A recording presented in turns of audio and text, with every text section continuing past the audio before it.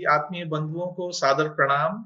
आज की इस गोष्ठी में प्रज्ञा लॉज की, और जैसा कि हम लोगों का एक कस्टम है और बहुत ही सुंदर कस्टम है कि हर कार्य को या बेसिकली इसको कहें यज्ञ को शुरू करने से पहले हम एक प्रार्थना से उसकी शुरुआत करते हैं।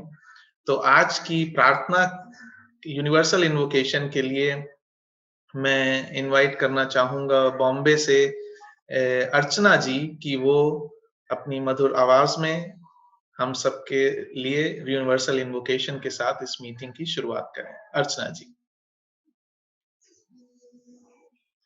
O hidden life, vibrant in every atom, O hidden light, shining in every creature, O hidden love, embracing all in oneness, may each who feels himself as one with thee know he is also one with every other. Om Shanti. धन्यवाद। Thank you अर्चना जी। और मेरे ख्याल से आज की जो ये prayer से हम लोगों ने शुरुआत की है, यही हमें अपने आज के जो विषय है उसकी तरफ भी ले जाती है, योग एक साधना। और जो कि लास्ट लाइन है इस प्रेयर्स की कि जो अपने को इस ईश्वर के साथ जुड़ा हुआ योग महसूस करता है, वो सभी प्राणी मात्र के साथ योग का अनुभव करे। ऐसा सेंस इस प्रार्थना में है। तो आज के इस गोष्ठी के लिए हमारे बीच श्रीमती वसुमती अग्निहोत्री जी हैं, जो आज इस विषय पर थोड़ा प्रकाश डालेंगी। विषय के बारे में, विषय भूमिका के बारे में वो ही अपने वक्तव्य में शेयर करेंगी, लेकिन हम सब लोग उन्हें जानते हैं, तो मेरे ख्याल से कोई फॉर्मल इंट्रोडक्शन की जरूरत नहीं है। लेकिन फिर भी जो लोग नए हैं उनके लिए संक्षेप में कि वसुमती अग्निहोत्री जी प्रज्ञा लॉज और मैत्री टीओएस ग्रुप दोनों की फाउंडर मेंबर हैं, और वर्तमान में यूपी यूके फेडरेशन की फेडरेशन लेक्चरर हैं, और 1980 से आप थियोसॉफिकल सोसाइटी की मेंबर हैं, और प्रैक्टिकल थियोसॉफी में आप बहुत विश्वास करती हैं और उसको जीवन में उतारने का प्रयास करती हैं। और समय-समय पर आपने विभिन्न स्टडी कैंप्स अटेंड किए हैं और स्टडी कैंप्स में लेक्चर्स, डिस्कोर्स भी दिए हैं। तो बिना कोई समय व्यर्थ किए हुए मैं रिक्वेस्ट करूँगा मिस्टर वसुमती जी से कि वो इस विषय पर अपने विचार हम सबके साथ शेयर करें।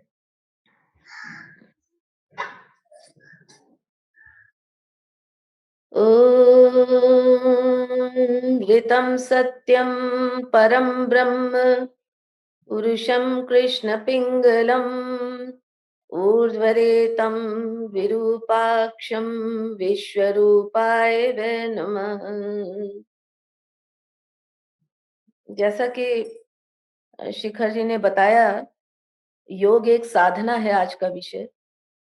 और ये योग एक परिचय, देखिए ये पुस्तक है, इससे लिया गया है। इसके 4 व्याख्यान जो हैं वो एनी बेसेंट जी ने योग की प्रकृति, चिंतन पद्धतियां और योग एक विज्ञान और योग एक साधना।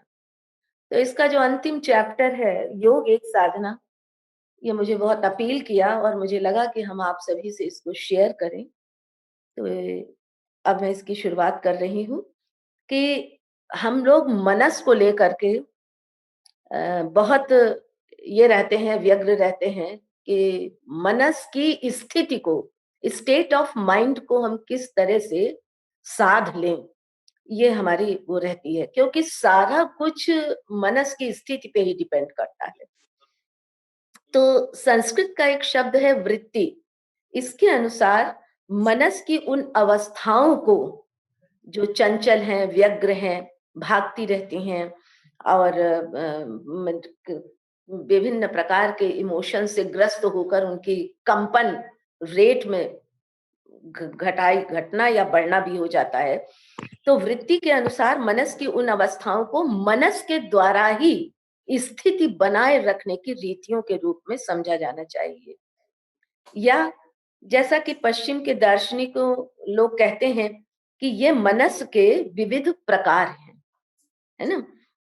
दूसरे जो ये अवस्थाएं हैं, इनको रोका जाना है, इनका अंत किया जाना है और उनको समाप्त किया जाना है और मन को नितांत विश्राम की स्थिति में लाया जाना है।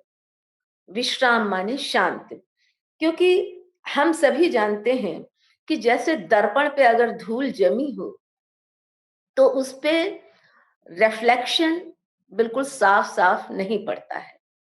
इसी तरह से जब हमारा निम्न मनस में ऐसी अवस्था उत्पन्न हो जाती है तो क्या होता है कि उच्च मनस अपनी शक्ति को निम्न मनस में उड़ेल देता है, अर्थात शांत मन में ही जो है वो डिविनिटी जो मेरे अंदर है उसका रिफ्लेक्शन उस पर पड़ने लगता है। दूसरे शब्दों में कहें अगर, तो उद्वेग रहित और तरंग रहित निम्न मनस उच्च मनस को उसी प्रकार प्रतिबिंबित करता है जिस प्रकार तरंगों से रहित झील तारागण को प्रतिबिंबित करती है। उपनिषद में भी आया है कि मनस की स्थिरता और ज्ञानेंद्रियों की निश्चलता की दशा में मनुष्य आत्मा के वैभव का साक्षात्कार कर सकता है। इस प्रकार की स्थिरता को उत्पन्न करने के उपाय पर हमें अब विचार करना है।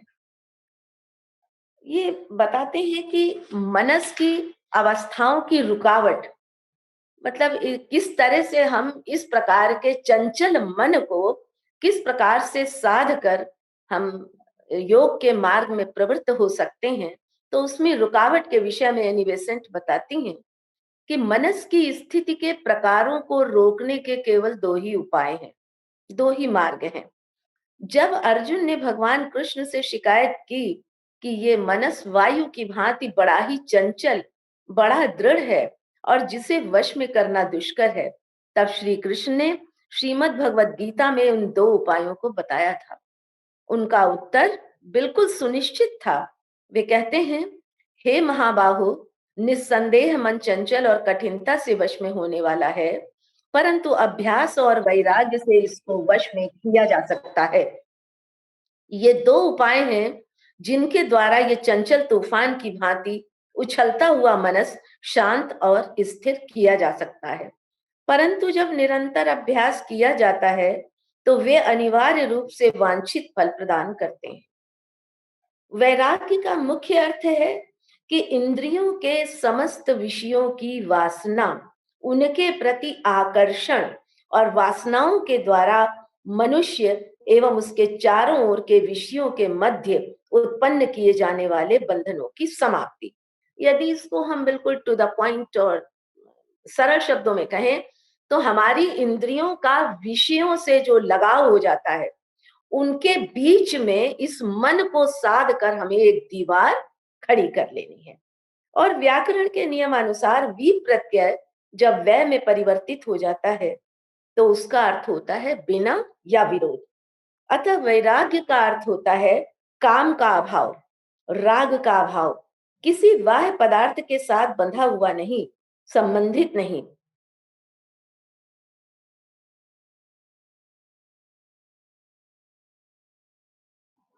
आप म्यूट हो गई हैं, आप म्यूट हो गई हैं, बार बार स्क्रीन को टच मत करिए। हाँ, ओके। अच्छा, थोड़ा पहले से करें फिर। हाँ, व्याकरण के नियमानुसार वी प्रत्यय वै में परिवर्तित हो जाता है और उसका अर्थ होता है बिना या विरोध के। अतः वैराग्य का अर्थ है काम का अभाव, राग का अभाव, किसी बाह्य पदार्थ के साथ बंधा हुआ नहीं और संबंधित नहीं है। ये स्मरण रखें कि सोचने का अर्थ है संबंध स्थापित करना। हम देखते हैं कि संबंधों से मुक्ति मनस के ऊपर स्थिरता का आवरण डाल देगी और यही योग है। अर्थात किसी भी तरह से हम मन को विषयों और उनके आकर्षण शक्ति से, बंधनकारी शक्ति से मुक्त कर लें तभी हमारा मन स्थिर हो सकता है। और इसी को एनी बेसेंट जी कहती हैं, यही योग है। ये काम रहितता को प्राप्त करने का केवल एक ही सही तरीका है।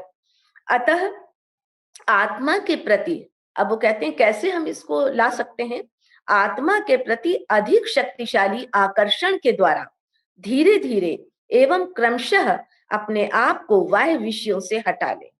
केवल ये आकर्षण, केवल आकर्षण मतलब आत्मा के प्रति आकर्षण ही हमारे इन वाहनों को उन मोहक और प्रतिघाती पदार्थों से विमुख कर सकता है जो मनुष्य को घेरे रहता है। समस्त राग से रहित, विषयों के साथ जिसका कोई संबंध नहीं रह गया है, ऐसी पृथक आत्मा अपने आप को मुक्त एवं स्वतंत्र पाती है और वह उस आत्मा के साथ मिलकर समस्त इच्छाओं का एकमात्र विषय बन जाता है।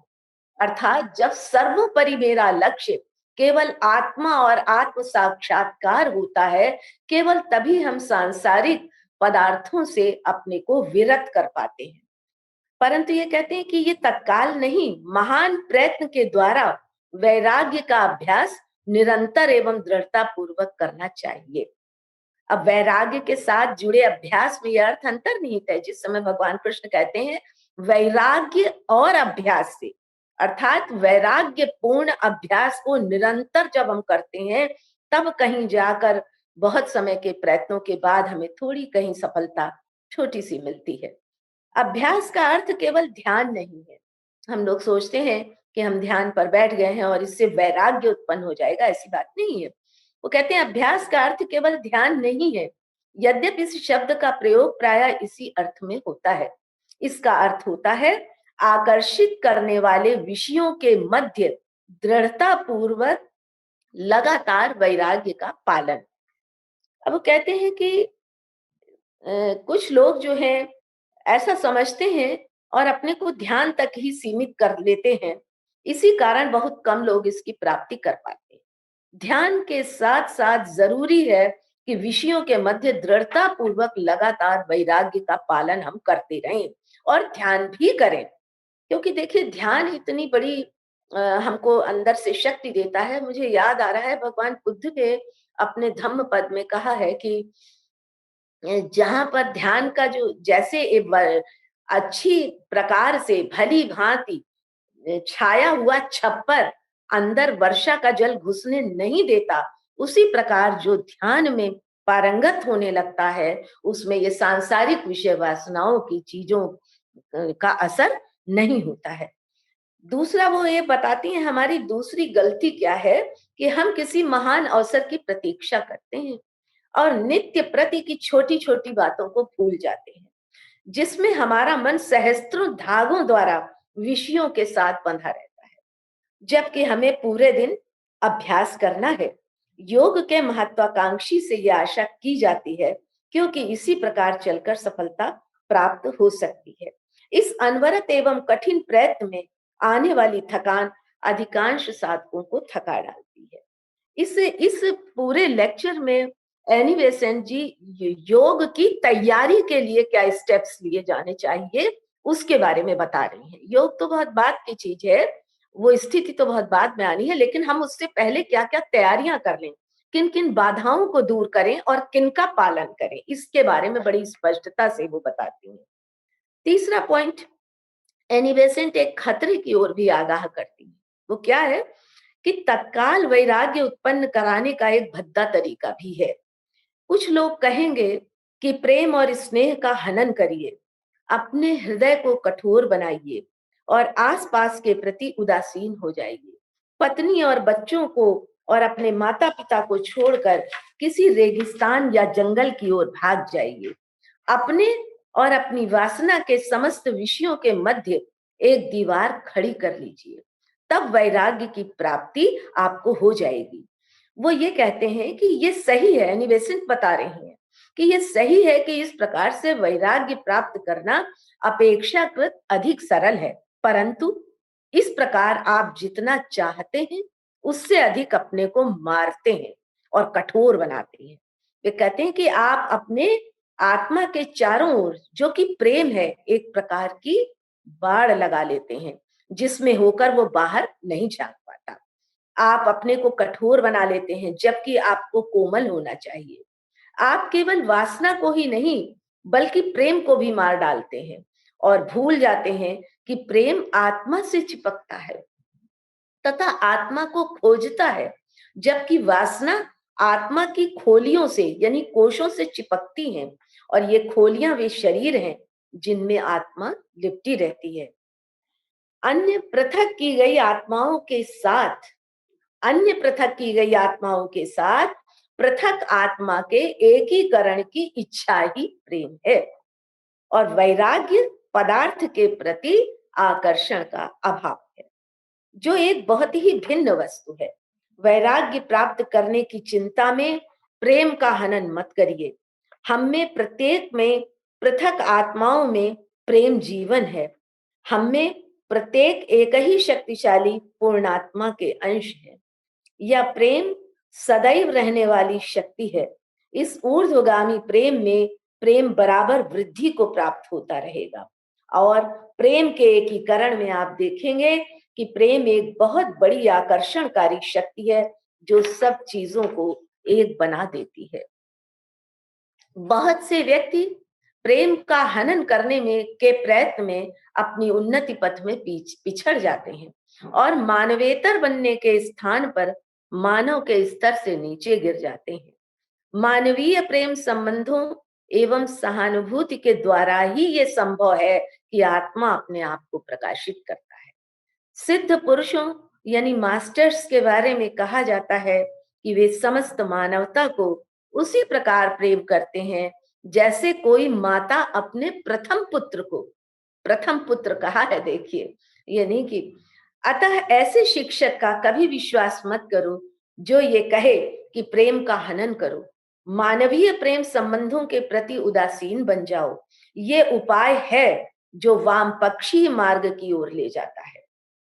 अब एनी बेसेंट बीज सहित और बीज रहित ध्यान के बारे में एक संक्षिप्त विवरण हमको देती हैं, और मुझे लगता है कि जब मैंने इस पुस्तक को पढ़ा तो योग के बारे में जो भ्रांतियां थी, जो कुछ ऐसे कॉन्सेप्ट्स थे, वो सब दूर करने में, निवारण करने में मुझे बड़ी सहायता मिली। और यहाँ पर अब वो बीज सहित और बीज रहित ध्यान के बारे में संक्षेप में बड़ा स्पष्ट विवरण दे रही हैं कि कैसे हम आगे बढ़ सकते हैं। प्रत्येक व्यक्ति के लिए ध्यान की पद्धति समान नहीं हो सकती, यद्यपि सिद्धांत एक ही होता है, मन को स्थिर करना। तो वो कहती हैं कि पहला जो मार्ग है वो क्या है कि जो लोग श्रृंखलाबद्ध विचार और तर्क के द्वारा मस्तिष्क का व्यायाम करते हैं, यानी जो लोग बहुत ज्यादा तर्क वितर्क विचार चिंतन, तो वे इसका उपयोग ध्यान में कर सकते हैं। यदि आप सोचें कि पहले ही प्रयत्न में सफलता मिल जाएगी, तो ऐसा नहीं है। क्रम क्रम करके एक एक सीढ़ी तय करते हुए तर्क की युक्ति युक्त पद्धति का अनुसरण कीजिए। एक के बाद एक श्रृंखलाबद्ध विचार आने चाहिए। मन को बराबर इधर उधर मत भटकने दीजिए और उसको दृढ़ता पूर्वक एक निश्चित दिशा में लगाए रखिए, और स्थिरता धीरे धीरे करके आ जाएगी। चिंतन के अंतिम बिंदु पर पूरी शक्ति के साथ चिपक जाइए। तब मन को शांत, स्थिर और बलपूर्वक निश्चल रखिए, कुछ भी क्यों ना हो। कुछ समय के पश्चात आप इस प्रवृत्ति को काफी समय तक बनाए रखने में समर्थ हो जाएंगे। जैसे हम कोई भी ले लें पॉइंट, अगर जैसे मान लीजिए मैं स्थूल शरीर नहीं हूँ, वासना शरीर नहीं हूँ, निम्न मनस नहीं हूँ, मैं दिव्य आत्मा हूँ, वो अमर है, वो अजर है, वो ज्योतिर्मय है। अब ये ज्योतिर्मय और शाश्वत अमर पर हमको एकदम कंसंट्रेट हो जाना चाहिए। तो धीरे धीरे करके जब हम प्रैक्टिस करेंगे तो हमें इसमें सफलता मिलेगी। तो ये तो तर्क द्वारा मस्तिष्क के थ्रू जो है। दूसरा, वो भक्ति की बात करती हैं कि जिन लोगों में तर्क वृद्धि की अपेक्षा कल्पना शक्ति अधिक तीव्र है, उसके लिए भक्ति पद्धति बहुत उपयुक्त है। उनको एक ऐसे दृश्य की कल्पना करनी चाहिए जिसमें उनकी भक्ति का विषय केंद्रीय वस्तु हो। जैसे चित्रकार अपना चित्र बनाता चला जाता है, उसी प्रकार वह अपने हृदय की भक्ति के विषय पर अधिकाधिक ध्यान दे। श्रद्धा और समर्पण के साथ इष्ट पर ध्यान जमाए रखें और फिर उसी के सहारे शांत चित्त हो जाइए और प्रतीक्षा करिए कि क्या होता है। इसको कहते हैं सबीज ध्यान या बीज सहित ध्यान। इसमें केंद्रीय वस्तु या तर्क पद्धति की कड़ी बीज है। जब उस पर मन टिक गया है तब उसे भी जाने दीजिए, प्रत्येक वस्तु को जाने दीजिए, परंतु उसी स्थिति और उपलब्ध उच्चतम बिंदु पर मन को प्रबल एवं चुस्त बनाए रखिए। ये बीज रहित ध्यान है। शांत बने रहें और उस नीरवता एवं शून्य में प्रतीक्षा कीजिए। एकाएक एक परिवर्तन होगा जो निस्संदेह आश्चर्यजनक एवं अविश्वसनीय होगा। उस नीरवता में एक आवाज सुनाई देगी, उस रिक्त आकाश में एक सूर्य उदित होगा और आप उसके साथ समानता का अनुभव करेंगे। जो श्रवणेंद्रिय यानी कानों के लिए तो नीरव है, पर परमार्थिक कानों के लिए संगीत से परिपूर्ण है। यहाँ ये दो बातें सजगता के लिए और बताती हैं कि कभी कभी लोग इसमें उनींदेपन या नींद आने की बात भी करते हैं और सोचते हैं कि क्या हुआ इस स्टेट ऑफ माइंड में अगर हम सो गए तो। लेकिन ये नहीं होना चाहिए, क्योंकि ध्यान में बाद में चैतन्यता का अनुभव होता है, ऊर्जा का अनुभव होता है। और एक दूसरा भय जो साधकों को लगता है वो ये है कि कहीं ऐसा ना हो कि वे अपने शरीर से निकल गए तो वे आ ही ना पाए। लेकिन एनी बेसेंट बताती हैं कि आप का अतीत ही आपको खींच लेता है। आप जैसे ही अपने संसार अपने उसके लिए सोचते हैं, आप तुरंत अपने में आ जाते हैं। इसलिए इस प्रकार का भय निर्मूल है और उसे मन में नहीं रखना चाहिए ध्यान के समय। इसमें अब वो प्रारंभिक स्तर में बताती हैं कि जब हम ये शुरू कर रहे हैं इस मार्ग पर चलना, तो मंत्रों का उपयोग बड़ा सहायता करता है। कैसे करता है वो इन्होंने बताया है कि ध्यान के इस कठिन कार्य में मंत्रों का उपयोग बड़ा सहायक है। हमारे कोश सदैव चंचल रहते हैं।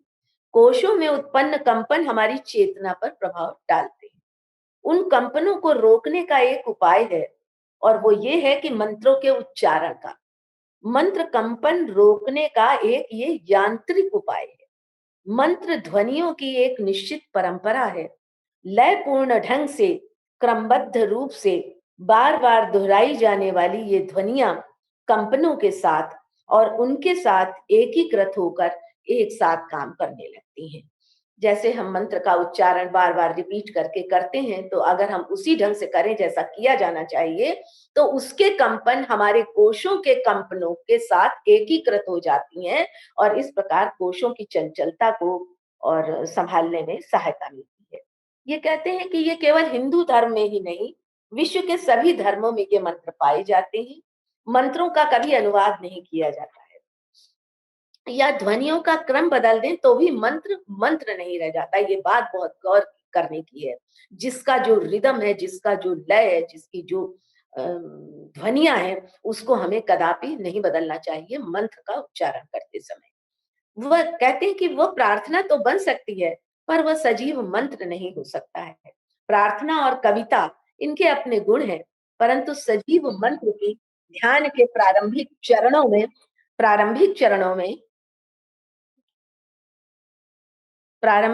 में बड़ी उपयोगिता है। हाँ, ठीक है। मनोयोग, अब वो कहती हैं मनोयोग, मन एकाग्रता ही मनोयोग है। मनोयोग की स्थिर स्थिति का नाम ही एकाग्रता है। बहुत से व्यक्ति ध्यान लगाते हैं और आश्चर्य करते हैं कि उन्हें सफलता क्यों नहीं मिलती। हमें समझना चाहिए कि आधे घंटे ध्यान लगाएं, मगर बाकी के 23.5 घंटे अपने विचारों को जहां चाहे छितराते रहें, तो हमें एकाग्रता किस प्रकार प्राप्त हो सकती है। योगी होने के लिए हमें प्रत्येक क्षण मनोयोगी अर्थात जागरूक होना होगा। क्रियाशील जीवन के प्रत्येक घंटे में हमें एकाग्रता का अभ्यास करना चाहिए। जिस भी कार्य को हम करें, मनोयोग पूर्वक करें। ये अवश्य ही कठिन है और आरंभिक अवस्था में अभ्यास के लिए दिन के एक भाग का चयन करके और अपने मनोयोग के अभ्यास को आसान बना सकते हैं। कहते ठीक है, हम 24 आवर्स नहीं करते, लेकिन हम उसमें कुछ घंटों का चुनाव कर लें जिसमें हम इसकी प्रैक्टिस करना प्रारंभ करें कि हम जो भी कार्य करें पूरे मनोयोग से करें। जो वस्तु या जो कार्य है उसी में मन को रमा देना और इधर उधर न जाने देना एकाग्रता सीखने का ये एकमात्र उपाय है। दृढ़ता से मन को उस पर स्थिर कीजिए जो आपके सामने है, और जब आप ऐसा कर लें तब उस काम को हटा दीजिए। कुछ महीने तक इस अभ्यास को करने पर मन को एकाग्र करना आसान हो जाता है। इसके अलावा शरीर तो बहुत सी चीजों को अपने आप बिना प्रयत्न के ही सीख जाता है। इसमें 2 उदाहरण मैं दूंगी कि एक तो बुनाई करते समय महिलाएं बुनाई भी करती रहती हैं और उनका मस्तिष्क चिंतन भी करता रहता है या वो बात भी कर लेती हैं। दूसरा, साइकिलिंग करते समय भी ये होता है कि जब आप साइकिलिंग में एकदम परफेक्ट हो गए, सध गया, तो आप साइकिल पे जाते जाते कुछ और चिंतन भी करने लगते हैं। तो ये कहते हैं कि इस तरह मन, मानसिक शरीर भी किसी काम को अपने आप करने के लिए प्रशिक्षित किया जा सकता है।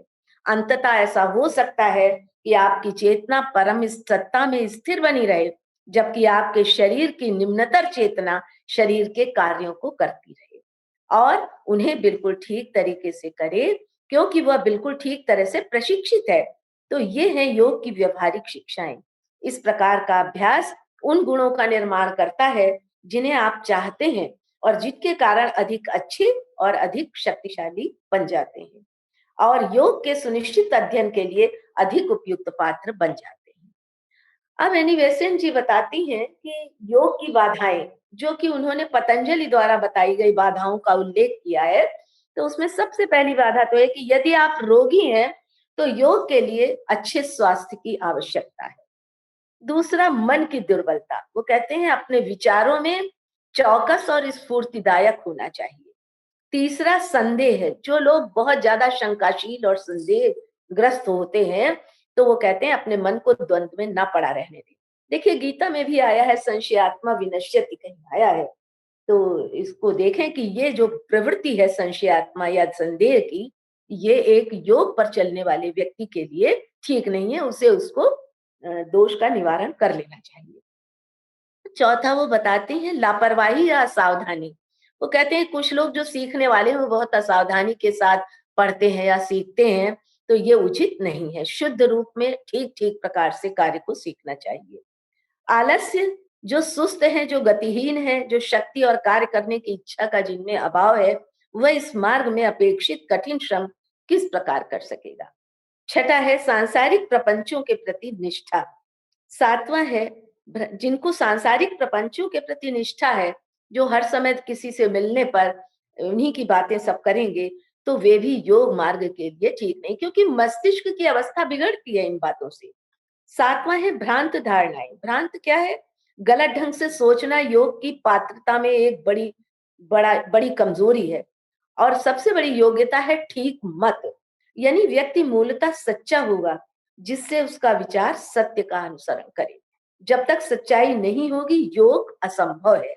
इसके अभाव में युक्तिहीन को युक्तिपूर्ण और महत्वपूर्ण को महत्वहीन समझेगा। तो आठवां है अस्थिरता या चंचलता। जैसा कि हम सभी जानते ही हैं कि ये योग को असंभव कर देता है। इसका थोड़ा सा भी अंश योग को व्यर्थ बना देता है। चंचल मन वाला व्यक्ति कभी योगी नहीं बन सकता। तो इस तरह हम देखते हैं, अब आगे उन्होंने उसकी कुछ पात्रताएं भी बताई हैं कि हमको योग की तैयारी के लिए अभी अपने को तैयार करना है, प्रशिक्षित करना है। तो क्या है योग्यताएं?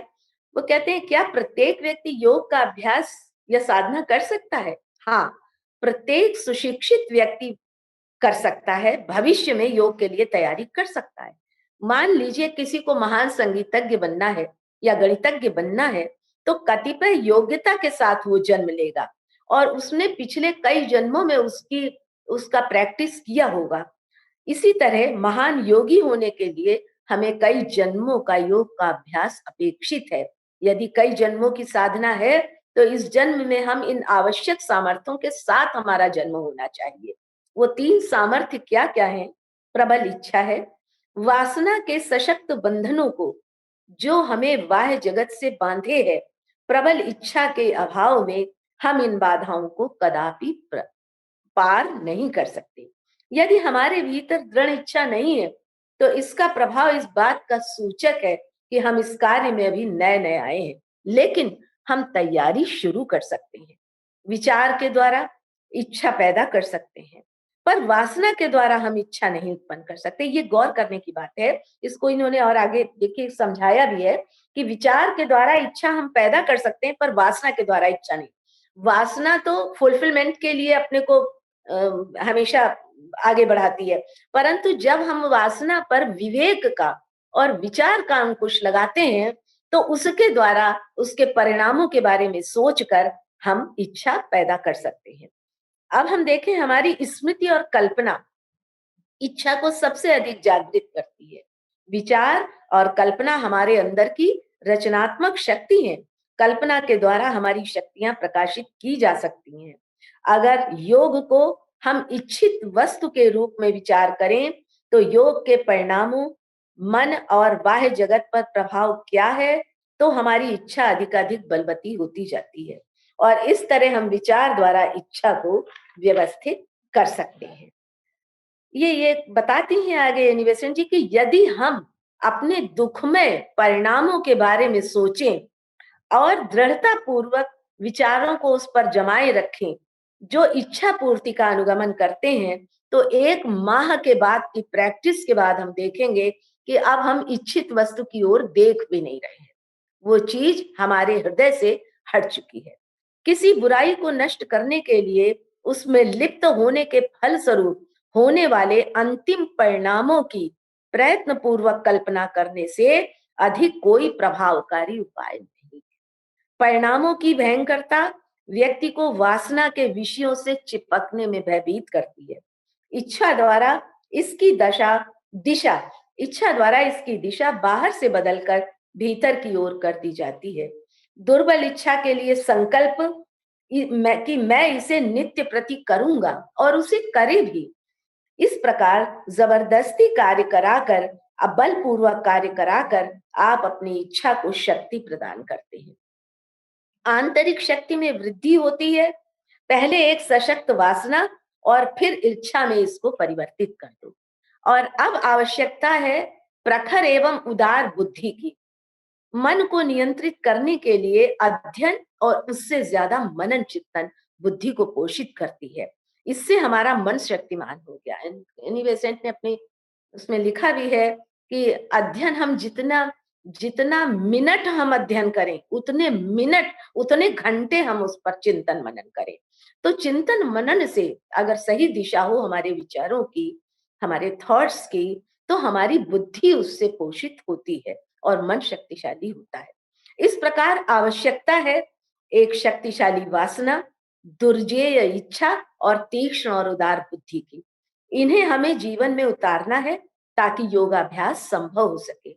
यदि मन अस्थिर और चंचल है तो इसे स्थिर करें और यह गंभीर अध्ययन और चिंतन के द्वारा ही संभव होता है। उस मन को प्रकाशित करना चाहिए जिसके द्वारा योग की साधना करनी है। अब आगे वो प्रवृत्ति और निवृत्ति मार्ग की बात कर रही हैं, बताती हैं कि मानवता का विकास 2 मुख्य मार्गों द्वारा होता है। आगे बढ़ने का मार्ग प्रवृत्ति मार्ग और पीछे लौटने का मार्ग निवृत्ति मार्ग। प्रवृत्ति मार्ग पर जिस पर अधिकांश मानव रहते हैं, वासनाएं आवश्यक और उपयोगी हैं। यही वे प्रेरक शक्तियां हैं जो उसको कार्य करने के लिए प्रेरित करती हैं। उनके अभाव में वह स्थिर हो जाता है और उसका प्रवाह रुक जाता है, वह गतिहीन हो जाता है। यदि परमात्मा ये न चाहता कि वासनाएं विकास का एक तत्व हो, तो वह इस जगत को वासना योग पदार्थों से क्यों पूरित करता? वह मानवता के साथ वैसा ही व्यवहार करता है जैसा व्यवहार एक समझदार माता अपने बालक के साथ करती है। इसी तरह जैसे माता बच्चों के सामने उसकी सामर्थ्य से थोड़ा आगे कुछ खिलौने रख देती है, तो बच्चा आगे बढ़कर उसको जब पकड़ता है तो उसी में वो चलना भी सीख जाता है। इसी तरह ईश्वर ने भी हमारे चारों ओर प्रेम, धन, प्रसिद्धि और सांसारिक मान्यताएं आदि से हमें घेर रखा है और हम उन्हें पाने के लिए श्रम करते हैं, संघर्ष करते हैं। जब मिल जाता है तब शिथिलता प्राप्त होती है और तुष्टि से एक अरुचि पैदा होती है और उसकी जगह कोई दूसरी वासना उसका स्थान ले लेती है।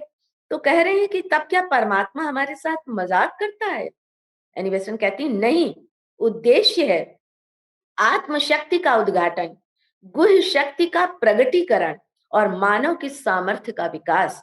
ये पद्धति है जिसके द्वारा हम अपने भीतर निहित परमात्मा को प्रकाशित करना सीखते हैं। निवृत्ति मार्ग क्या है? ये वापसी का रास्ता है। इसमें वासनाओं को समाप्त हो जाना है और उसका स्थान स्वनिर्धारित संकल्प को ले लेना है। इस मार्ग के लिए अंतिम विषय है कि परमात्मा की इच्छा अनुसार कार्य करना और उसकी इच्छा से तालमेल बिठा लेना, और इस प्रकार जीवन चक्र को चलाता है। जब तक जीवन के नियम द्वारा उसको इस प्रकार चलाया जाना आवश्यक होता है। प्रवृत्ति मार्ग की वासना निवृत्ति मार्ग पर इच्छा बन जाती है। प्रवृत्ति मार्ग का कार्य या क्रियाशीलता व्यग्रता पूर्ण क्रिया होती है, जिसके द्वारा सामान्य व्यक्ति बंधा रहता है। निवृत्ति मार्ग पर प्रत्येक कार्य त्याग या बलिदान बन जाता है और इस प्रकार उसकी बंधनकारी शक्ति टूट जाती है। वासना और इच्छा दोनों ही सुखी होने के लिए हमारा संकल्प है, परंतु उनमें एक तो बाह्य विषयों के द्वारा प्राप्त अज्ञान का फल है। वासना के लिए बताते हैं कि ये बाह्य विषयों के द्वारा प्राप्त अज्ञान का फल है, और दूसरा यानी इच्छा अंतर द्वारा शासित तथा प्रस्फुटित आत्मचेतना है। वासना बाहर से जागृत और संचालित की जाती है, जबकि वही तत्व अंदर शासित होने लगता है तो वो इच्छा बन जाती है। दोनों के स्वभाव में कोई अंतर नहीं है, अतः प्रवृत्ति मार्ग पर जो वासना है वही निवृत्ति के मार्ग पर इच्छा बन जाती है। जब वासना इच्छा में, विचार युक्ति में और कार्य बलिदान में बदल जाते हैं, तब व्यक्ति अपने घर वापस आने लगता है और तब वह त्याग के द्वारा जीवित रहता है। तब एक विचित्र परिवर्तन होता है। प्रवृत्ति मार्ग पर प्रत्येक वांछित वस्तु के लिए संघर्ष करना पड़ता है, परंतु निवृत्ति मार्ग पर प्रकृति अपनी संपत्ति चरणों में डाल देती है। इसको हम ऐसे भी टेस्ट कर सकते हैं कि यदि हम करुणा के किसी कार्य में व्यस्त हैं और हमारे पास साधन सीमित हो और हमारे हाथों में संपत्ति नहीं आ रही है, तो इसका अर्थ है कि अभी हमने सच्चा त्याग नहीं सीखा है और हम दृश्यमान कर्म के फल से चिपक रहे हैं। इसी कारण हमारे हाथों से संपत्ति नहीं बह रही है। अब इसके बाद एनी बेसेंट शरीरों के शुद्धिकरण का एक संक्षिप्त हमको गाइडेंस देती हैं, पथ प्रदर्शन करती हैं कि शक्तियों के प्रकाशन का संबंध चेतना पक्ष से है और शरीरों का शुद्धिकरण पदार्थ पक्ष की वस्तु है। तो सबसे पहले निम्न मानसिक शरीर को, विचार शरीर को हम सम्यक चिंतन द्वारा शुद्ध करें, अपनी कल्पना शक्ति का उपयोग करके। जैसे चित्रकार चित्र बनाते समय कल्पना करता है, उसी तरह कल्पना करके हम वांछित विचार शरीर बना लेंगे अभ्यास के द्वारा, जिससे योग की साधना करनी है। फिर सूक्ष्म शरीर सम्यक वासना द्वारा शुद्ध बनता है। उदारता के साथ वासना करें। सूक्ष्म शरीर यानी एस्ट्रल बॉडी को के लिए सूक्ष्म शरीर अशिव वासनाओं के अंगों के स्थान पर शिव वासनाओं के अंगों को विकसित करेगा। यानी पहले जो हमारी अमंगलकारी थॉट्स और वासनाएं थी, उनसे जो अंग निर्माण हुआ, उसी प्रकार हम उनके जगह रिप्लेस करके शिव वासनाओं के अंगों को विकसित करेंगे। समस्त उन्नति का रहस्य है उच्चतम विचार करना, उसी की इच्छा करना, दोषों और दुर्बलताओं पर कभी चिंतन न करना, परंतु दोष रहित बनाई गई सामर्थ्य का चिंतन करना। इस प्रकार हम अपने भीतर दोष रहितता का निर्माण करने में समर्थ हो जाएंगे। तब सोचिए और इच्छा करिए, जिससे आप पहले अपने विचार शरीर को और सूक्ष्म शरीर को शुद्ध बना लेंगे। अब इसके बाद स्थूल शरीर के बारे में कह रहे हैं शॉर्ट में बहुत, कि समस्त गतिविधियों में, निद्रा में, भोजन में, व्यायाम में, प्रत्येक वस्तु में इसको नियमित बनाएं। अशुद्ध मानसिक, लेकिन साथ में ये भी दे रही हैं, आगाह कर रही हैं कि अशुद्ध मानसिक और सूक्ष्म शरीर के होते हुए स्थूल शरीर कभी शुद्ध हो ही नहीं सकता। अतएव कल्पना का कार्य स्थूल शरीर को भी शुद्ध करने में सहायता करना है। प्रत्येक भोजन में कोई प्रबल गुण होता है, सत रज तम। जो व्यक्ति योगी बनना चाहता है, उसको ऐसा भी भोजन छूना भी नहीं चाहिए जो गलने या सड़ने लगा है। इस प्रकार का भोजन तामसिक श्रेणी में आता है। मांसाहारी रजस शक्ति तो देगा, परंतु उच्चतर प्रक्रियाओं के लिए अपेक्षित शरीर में योगी इनका उपयोग नहीं कर सकता। ये गौर करने की बात है कि तामसिक भोजन, मांसाहारी भोजन, ये सब जो है आगे जो शक्ति, उनमें हम योगिक क्रियाओं में इनका उपयोग नहीं कर सकते हैं, इसलिए वो हमारे लिए बेकार है। वह अपना भोजन अधिकतम प्राणवान उत्पादनों में चयन करता है। अनाज जिससे नया भोजन प्रकट होता है, अधिकतर पौष्टिक पदार्थों से भरपूर और सात्विक होता है, और जितने ये कंदमूल फल हैं, ये भी शरीर को संवेदनशील और सशक्त बनाते हैं। अब अंतिम जो बात कह रही है वो कि ये सब तो हो गया, परंतु जब हम योग के मार्ग पर प्रवृत्त होते हैं और थोड़ा सा आगे बढ़ते हैं, तो वहां प्रवेश मार्ग के जो निवासी हमें रास्ते में मिलते हैं, वे हमारे लिए क्या प्रॉब्लम कर सकते हैं और उनसे बचने के लिए हमें क्या करना चाहिए, इसका एक शॉर्ट विवरण इन्होंने दिया है एनी बेसेंट जी ने, कि इनके कई प्रकार होते हैं। वो सूक्ष्म स्तर का मार्ग रोकने का प्रयत्न करते हैं। उनका संबंध प्रकृति के निम्नतर वर्गों के निर्माण से रहता है। ये रूप देव हैं और अपने विनाशकारी गुणों के कारण मनुष्य इनके लिए सचमुच घृणा का पात्र हो जाता है। ये रूप देव वो हैं जो प्रकृति के निम्नतम वनस्पति जगत इन सबके निर्माण कार्य में बराबर सहयोग देते रहते हैं। तो ये मनुष्य को बहुत घृणा इसलिए करते हैं क्योंकि वो ये देखता है कि उनके द्वारा किए हुए निर्माण को मनुष्य रौंद डालता है, वनस्पतियों को रौंद देता है, पशुओं को मार डालता है।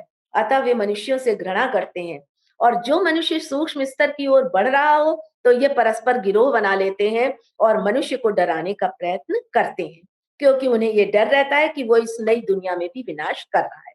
जब इन रूप देवों का वेग आए तो अपने स्थान पर शांत और उदासीन बन जाएं और उनको कहें कि मैं आपकी अपेक्षा अधिक उच्च स्तरीय विकास की उत्पत्ति हूं, मैं आपका मित्र हूं, शत्रु नहीं, शांत हो जाइए। और अगर वो व्यक्ति थोड़ी देर इस मन स्थिति में बने रहने योग्य होता है तो रूप देवों की शक्ति की लहर एक ओर को निकल जाएगी और वो व्यक्ति को आगे बढ़ने देगी। जब उन्हें पता चल जाता है कि आप नाश करने वाले नहीं हैं, तो वे आपके प्रति इतने मैत्रीपूर्ण हो जाते हैं जितने विरोधी या शत्रु बनने के पहले थे। इस जगह फिर शुद्ध सात्विक भोजन का महत्व आ जाता है।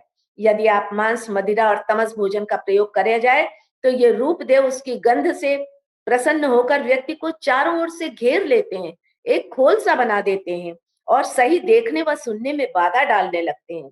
यही कारण है कि जो व्यक्ति विशुद्ध दक्षिण मार्गी योग का प्रशिक्षण देता है, वो मांस, मदिरा और तामसिक भोजन का पूरी तरह निषेध करता है। दूसरी प्रकार के कौन से चीजें हैं जो हमें सूक्ष्म में रोकती हैं, वो कहते हैं हमारे स्वयं की अतीत के विचारों की आकृति। जब हम प्रथम बार सूक्ष्म जगत के संपर्क में आते हैं तो हमारे विगत पापी जीवनों से उत्पन्न विभिन्न प्रकार के दुष्टताओं के विचारों के रूप हमारे सामने आ जाते हैं। ये होते तो हमारे ही हैं, परंतु प्रतीत ऐसा होता है मानो बाह्य जगत के पदार्थों के रूप हों और वे अपने निर्माता को डराकर भगाने का प्रयत्न करते हैं। हम केवल दृढ़ता पूर्वक अस्वीकार करके उन पर विजय प्राप्त कर सकते हैं कि तुम अब हमारे नहीं हो, तुम मेरे अतीत से संबद्ध हो, ना कि मेरे वर्तमान से। मैं तुमको अपने जीवन का कोई अंश नहीं दूंगा।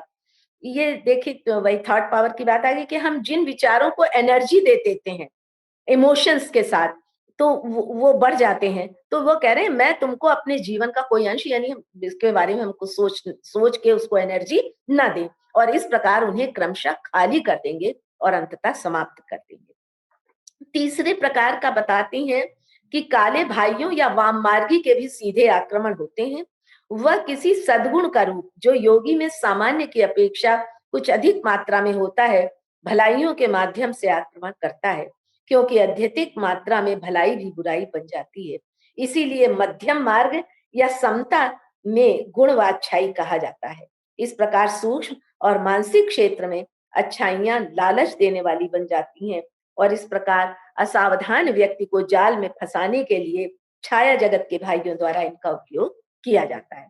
तो जब अधिक संवेदनशील हो जाएंगे तो हम अपनी सुरक्षा के लिए एक काम कर सकते हैं। बहुत इंपॉर्टेंट चीज बताइए कि विचार, वाणी और कर्म में कठोरता पूर्वक सच्चे बन जाइए। विचार, वाणी और कर्म में कठोरता पूर्वक सच्चे बन जाइए। प्रत्येक विचार, प्रत्येक वासना उच्चतर जगत में रूप धारण करती है। यदि हम सच्चाई के बारे में असावधान हैं तो हम अपने लिए भयावह और प्रलयंकारी रूपों का समूह तैयार कर रहे हैं। सत्य सोचो, सत्य बोलो, सत्य आचरण करो और तब आप सूक्ष्म जगत की समस्त छलनाओं से मुक्त हो जाएंगे। यानी सूक्ष्म जगत की कोई छलना कपट से आपके मार्ग में बाधा योग के नहीं डाल पाएगी। अब वो योग की तैयारी के बारे में, एक आदर्श के बारे में बात करती हैं। एनी बेसेंट जी कि इस मार्ग के शिष्यत्व के लिए आदर्श बहुत ऊंचा रखा गया है। इसका एक कारण है, मान लीजिए व्यक्ति ने साधना द्वारा एक ऊंचाई हासिल की, मगर उसमें कोई गंभीर दोष है, तो एक संसारी व्यक्ति को उस गंभीर दोष के लिए जितना मूल्य चुकाना पड़ता है, उसकी अपेक्षा एक साधक को 10 गुना अधिक मूल्य चुकाना पड़ता है उस दोष के लिए। यही कारण है कि शिष्यत्व का आदर्श इतना ऊंचा रखा है। आप अपने साथ इस द्वार तक जिन दोषों को ले जाते हैं, उनमें प्रत्येक दोष जो है वो पीछे से आगे आघात करने वाला खंजर बन जाता है। यानी अगर हमारे अंदर कोई दोष रह गया है वहां तक पहुंचने पे, तो वो मेरे लिए खंजर का काम करता है और मुझे उतना ही नीचे ढकेल देता है। अतः यह उचित है कि जितना भी हो सके अपने आप को हर स्तर पर शुद्ध बना ले। बिना उसके यदि वो आता है तो जीसस का कथन सत्य है कि उसमें ऐसी मार लगेगी कि जिसमें कोड़ों की मार के अनेक चिन्ह उभर आएंगे, क्योंकि वह जगत में जिस काम को करने पर व्यक्ति को थोड़ा परिणाम मिलता है, उसी को यदि वह योग के मार्ग पर चलते हुए करता है तो उसके लिए भयंकर परिणाम करने पड़ते हैं। अब वो इसको समराइज कर रही हैं। उसका जिस्ट है कि इस लंबे संघर्ष का क्या अंत होता है, ऊपर की ओर इस चढ़ाई का लक्ष्य कहाँ है, कि क्या है, अंत में योगी कहाँ पहुंचता है। तो कहते हैं कि यदि लोगों को ये मालूम हो जाए कि एकत्व क्या होता है, तो क्या वे सचमुच उसे प्राप्त करने की इच्छा करेंगे। सामान्य जीवन के समस्त गुण जैसे नैतिक दोष, पाप से पीछे हटना, दूसरों के बारे में मत निर्धारित करना, जब एकत्व की अनुभूति होती है तो ये सब कोई महत्व नहीं रखते। जब आप पाप से दूर भागते हैं तो समझ जाना चाहिए कि आपकी उच्चात्मा जागृत होने लगी है। ये जागरूकता नैतिक जीवन का प्रारंभ है। उस स्थिति में पाप के प्रति उदासीनता की अपेक्षा पाप से घृणा अधिक अच्छी होती है। ये एक आवश्यक अवस्था है। परंतु जब व्यक्ति एकत्व का अनुभव कर लेता है, अपने भीतर परमात्मा का प्रकट रूप देख लेता है, तब वह वितृष्णा का अनुभव नहीं कर सकता। उसके लिए मैं और तू की बात ही नहीं रह जाती, क्योंकि हम सब एक हैं।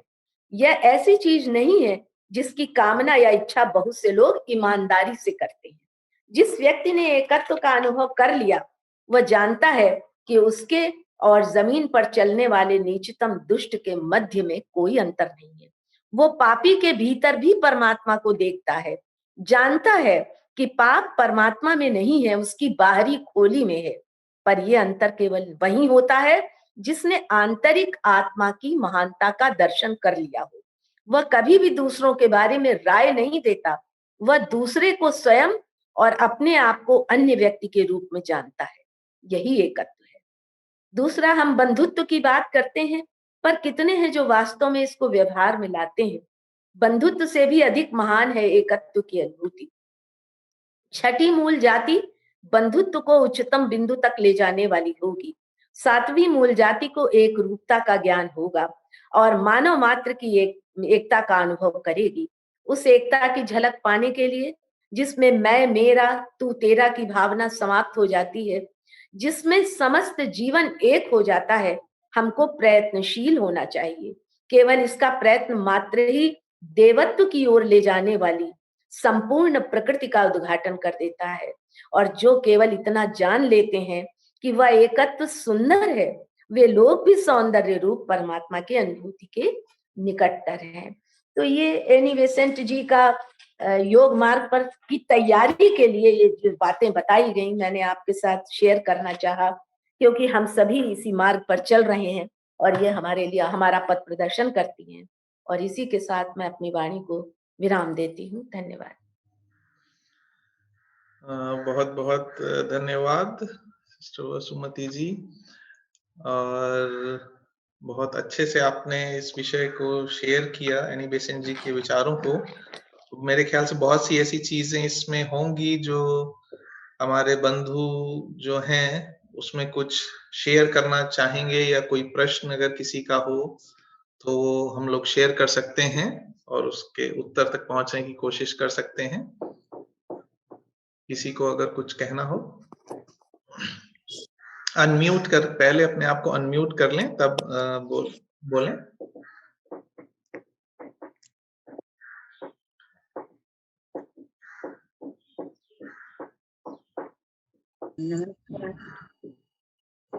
नमस्ते डॉक्टर कमल जी। जी जी, बहुत अच्छा बोलिए लगा जी। मुझे वसुमती जी से ये सब सुनकर, और बहुत एक व्यापक ढंग से इन्होंने बहुत सारी बात कही, अपने बहुत ही सूक्ष्म रूप से व्यापक ढंग से मतलब स्थापित की हुई चीज बात कही, और सब तरफ से मतलब उन्होंने बताया किस तरीके से एन बेसेंट जी ने मतलब के बारे में सब कुछ बताया और सब कुछ किया।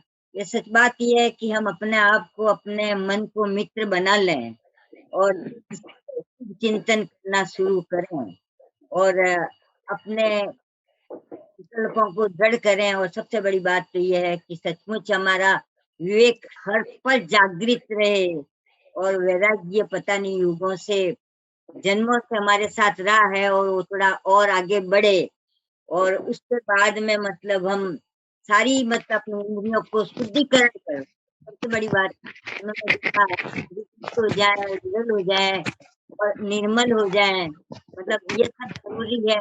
और इसके लिए बहुत ज्यादा जरूरी है कि हम किसी से भी मतलब हम एकत्व को मतलब किसी तरीके से ग्रहण करें।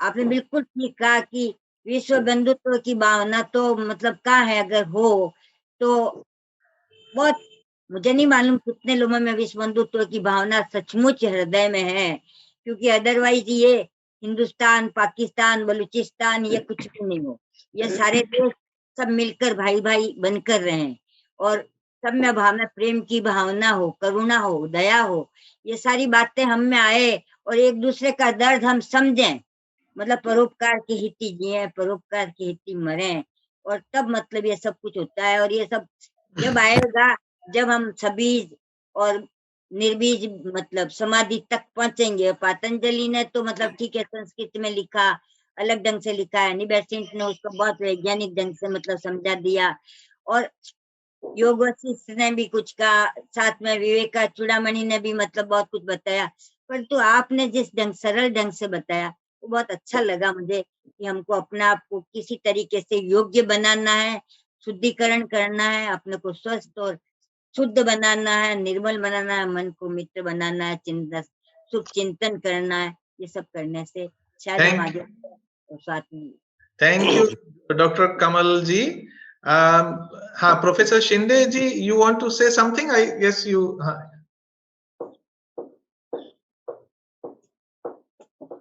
Yeah. Can you hear me? Yes sir, we can hear you. I want to appreciate Vasumati ji. She has tried very well, and the wonderful talk she gave about the yoga. I have heard her in very fluent Hindi, very nice. I appreciate her intensity and devotion to the work.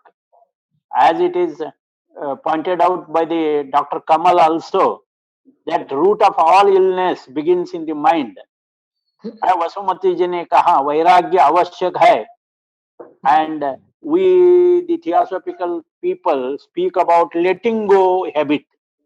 Let go of duality, let go of ego, let go of intellectual opinions, let go of judgments, and opposite to let go is holding on. Holding on is raga, attachment, root of all suffering. So when a relationship comes to an end, somebody dies in our home as relative, etc. So when relationship comes to an end, and if we try to hold on to it, we suffer from sadness, regret, sentiments, so many things they are attached. So letting go habit is essential. That is what Vasumati ji in the beginning said, Vairagya, and that leads to towards the yoga. Thank you, Vasumati ji, and thank you, Shikhar ji, and also Dr. Kamal, whatever she said. All is very enlightening. Thank you very much. Thank you, Professor Shinde, for your thoughts. Anybody else? किसी को कोई प्रश्न हो या कोई clarification के लिए? राखी से पूछ लो। राखी ने पहली बार अटेंड किया है। हाँ, राखी जी, राखी दीदी। ओके, लेकिन अगर कोई नहीं पूछ रहा है तो एक मेरा भी उसमें था हाँ, कि बिल्कुल। आपने वासना और इच्छा 2 शब्दों का प्रयोग किया था, हाँ। तो चूंकि मेरे ख्याल से ये इंग्लिश का हिंदी ट्रांसलेशन है, तो इच्छा मेरे ख्याल से विल का ट्रांसलेशन हाँ। होगा और वासना का मतलब डिजायर, क्योंकि हिंदी में वासना और इच्छा दोनों डिजायर ही कहे जाते हैं। तो जस्ट फॉर क्लैरिफिकेशन, इस वासना जो कहा गया है वो डिजायर के लिए कहा गया है, और इच्छा जो शब्द यूज हुआ है जो कि हमारे अंदर का एक वो है, वो विल का हिंदी ट्रांसलेशन है। और जो दूसरी बात कही कि कैसे हमारे ही विचार रूप हमारे मार्ग में बाधा बनते हैं, सबसे अच्छा उपाय है कि हम उनको अपनी ऊर्जा ना दें।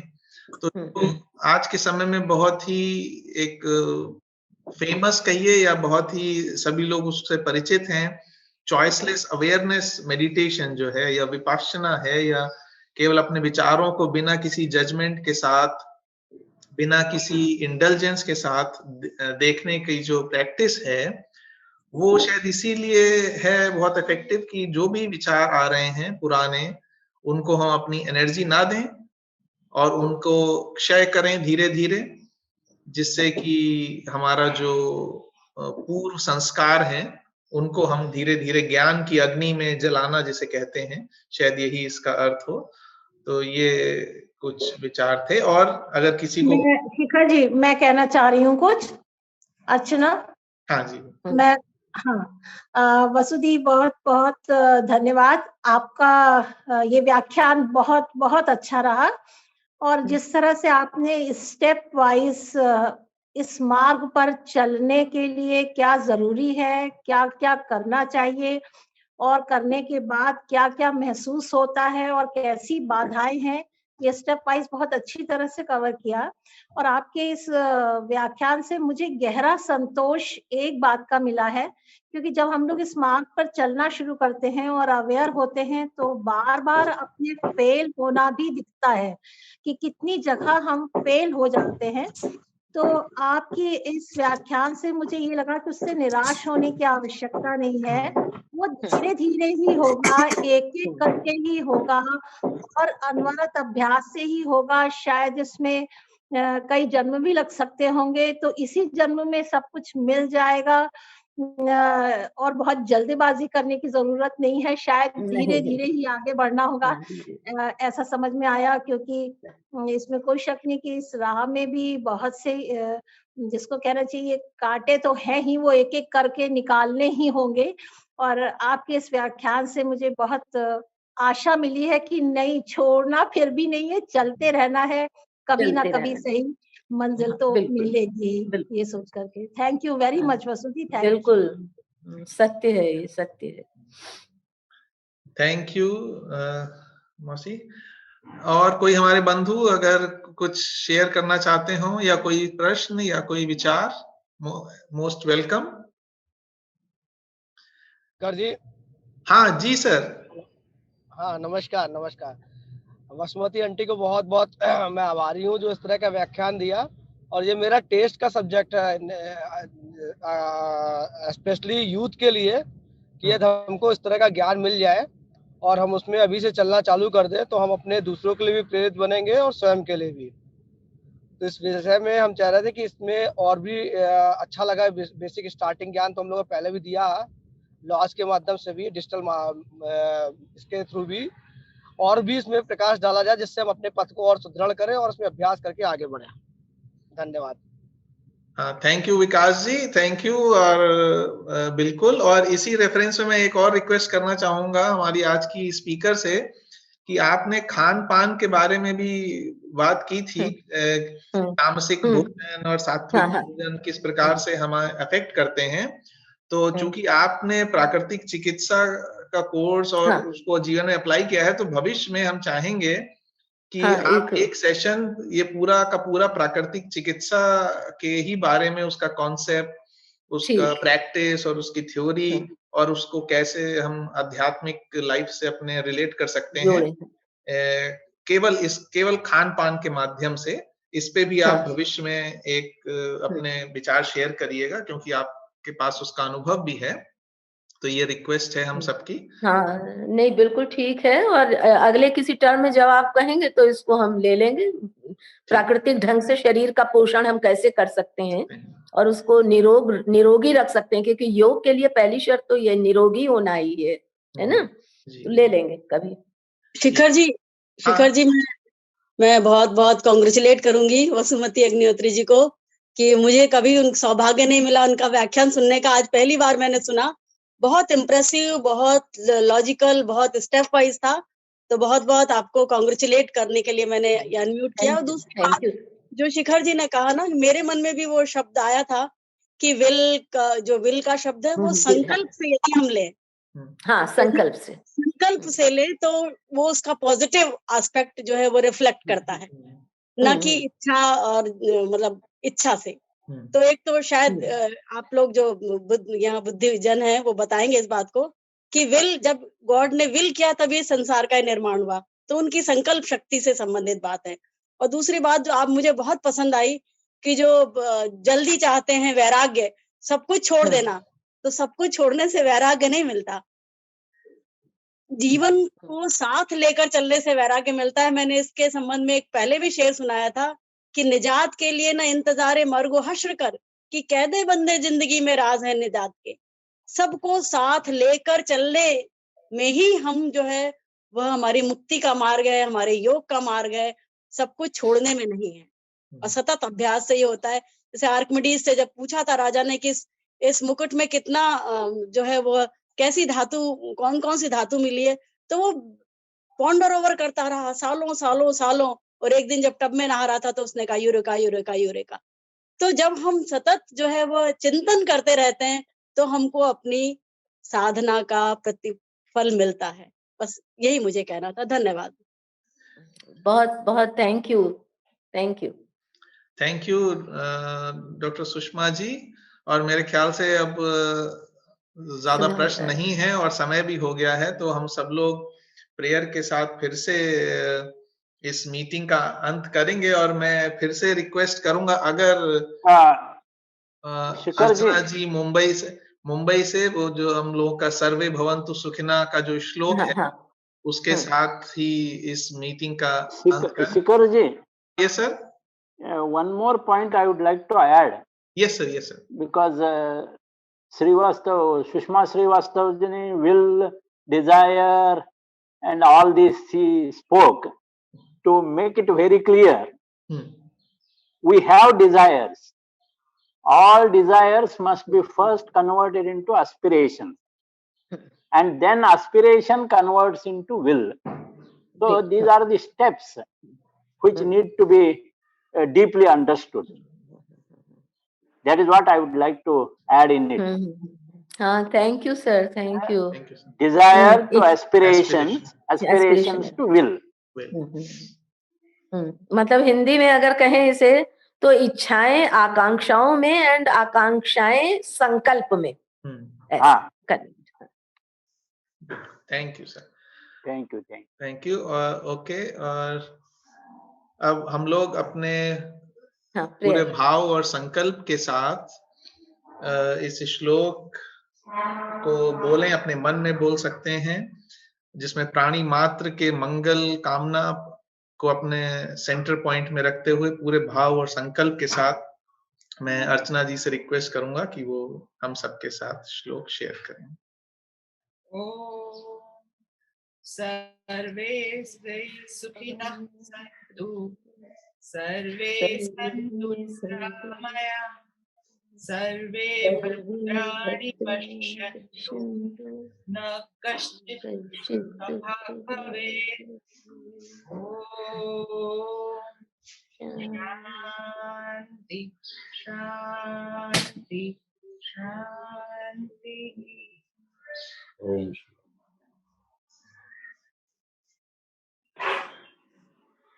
धन्यवाद वसुमती जी। Thank you Vasumati ji. Thank you brother Shikhar. Thank you sister Jess for attending. Thank you. It was really nice. little difficult to understand, but I still got the gist of it to a great extent. So thank you very much. God bless you all. Thank you, God bless. और सभी को बहुत बहुत शुभकामनाएं और take care, stay safe. फिर मिलेंगे हम लोग अगले संडे को जी बिल्कुल। और अगले हमारे जो स्पीकर हैं वो फर्स्ट टाइम बोलेंगे, तो उनको हम लोगों को सुनने का मौका मिलेगा। बहुत ही यंग हैं और प्रैक्टिसिंग साधक हैं कह लीजिए काफी हद तक, तो उनका इनविटेशन हम इस हफ्ते भेजते हैं सबको। तो जी thank you sir, thank you everyone, नमस्कार। Thank you Vasumati, thank you.